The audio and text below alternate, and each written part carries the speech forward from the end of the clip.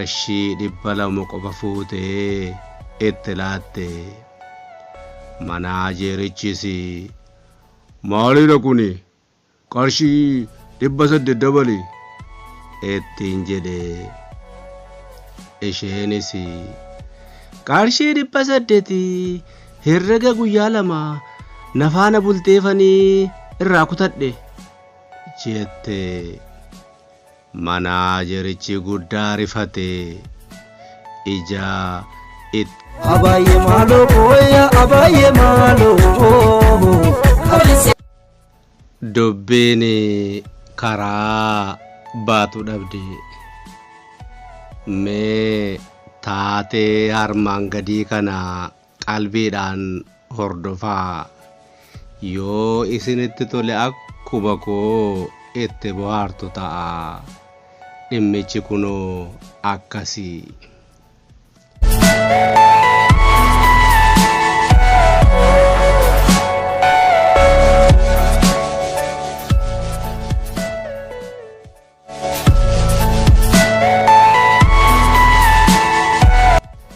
Dubartiin tokko guyyaa dhaloota ishee waggaa 45ffaa kabajachaa turte.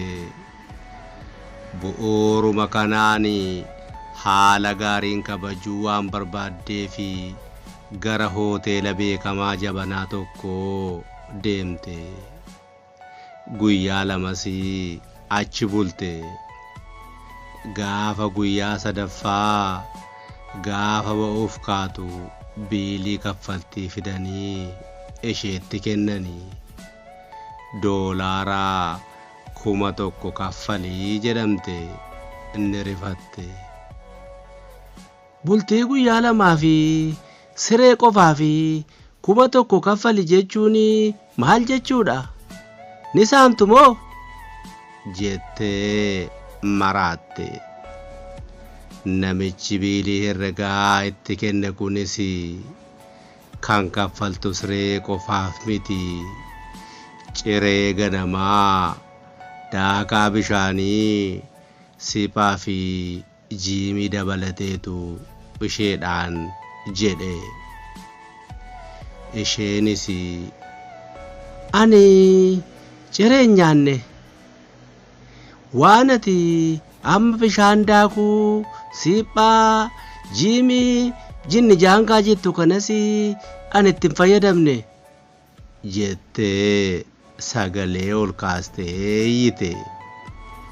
Namichis gaafa isaa gamu manaajera hoteelichaa waame.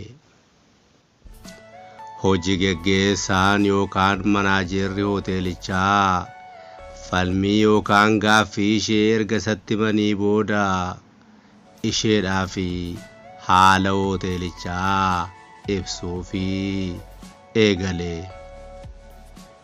Elaa maal sitti fakkaate? Hoteelli kun jiimii qaba. Sagantaa muuziqaa affeerraas qaba. Amma galgalaa keessummoota hoteela keenya keessa jiranii hundaa fi sagantaa addaa affeerraa dhugaatii qabna turre jedhee osoo ibsaa jiruu harkaa buttee. Ani siree qofa malee kan biraa tokko illee hin fayyadamne jettee eeyyite. Namichis fayyadamuu dandeessa ture. Ati hin fayyadamin malee hundumtuu jira ture. Hin fayyadamne jechuun hin kaffaltu jechuu miti isheedhaan jedhe. Dubartittiinis xiqqoo dhaabbattee erga itti yaadaa turtee booda qarshii 200 qofa fuutee itti laatte. Manaajerichis maalidha kuni qarshii 800 dabali ittiin jedhe. Isheenis qarshii 800 herrega guyyaa 2 nafaana bulteefanii irraa kutadhe jette. Manaajerichi guddaa rifatee ija ittiin hojjettoota achi jiran ilaaluu dadhabe. Hodhamaa ani yoominsi waliin bule jedhe.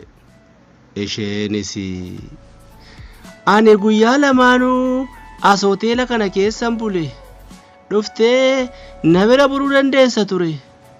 Na waliin hin bulle jechuun hin kaffaltu jechuu miti. Eeyyee hin fayyadamne yookaan hin tajaajilamne jechuun hin kaffaltu jechuu miti jettee baatee qajeelte. Nama dhiba dhugaa nama dhiba.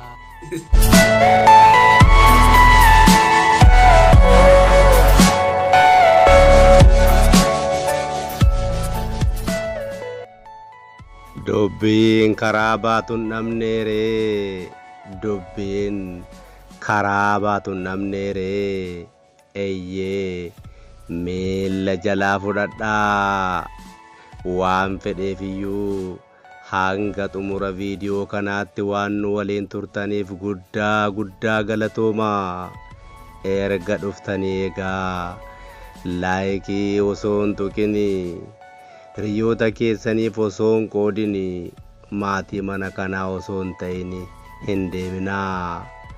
Akkas otoo hin godhin yoo deemtanii mana nyaataa dhattanii nyaattanii dhugdanii herrega osoo hin kaffalin deemuu waliin tokko akkasinitti hin taane jenna.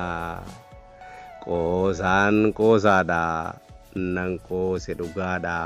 Guddaa galatoomaa. Laayikii tuquun dagatinaa. Hiriyoota keessaniif qoodaa. Viidiyoo taanuun hanga wal agarrutti bakkaa fi haala keessa jirtanitti nageenyi keessan haa baay'atu.